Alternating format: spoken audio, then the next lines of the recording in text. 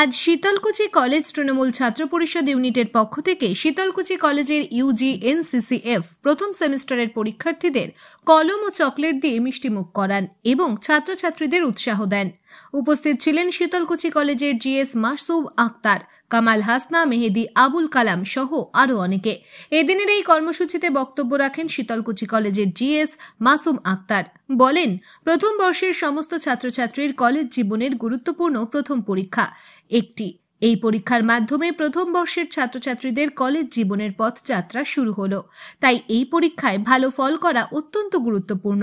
ছাত্রছাত্রীদের পরীক্ষার হলে ভালোভাবে মনোযোগ দিয়ে পরীক্ষা দেবেন এবং কোনো প্রকার অসৎ উপায় অবলম্বন করা থেকে বিরত থাকতে হবে। সমস্ত পরীক্ষার্থীদের জন্য শুভকামনা রইল। Bureau report, SLK news. আজকে আমাদের শীতলকুচি কলেজ তৃণমূল ছাত্র পরিষদ ইউনিটের পক্ষ থেকে প্রথম বর্ষের নবাগত ছাত্রছাত্রীদের আজকে প্রথম পরীক্ষা ছিল।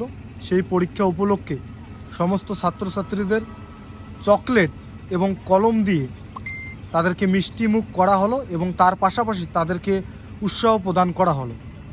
কারণ আপনারা সকলেই জানেন যে প্রতিটা শিক্ষা প্রতিষ্ঠানের আমাদের যেমন স্কুল লাইফে আমরা মাধ্যমিক পরীক্ষা তথা উচ্চ মাধ্যমিক পরীক্ষা আমাদের একটা বিশাল বড় ধাপ, তার পরবর্তীতে আমাদের কলেজ লাইফে প্রথম বর্ষের প্রথম পরীক্ষা সেটা একটা গুরুত্বপূর্ণ পরীক্ষা।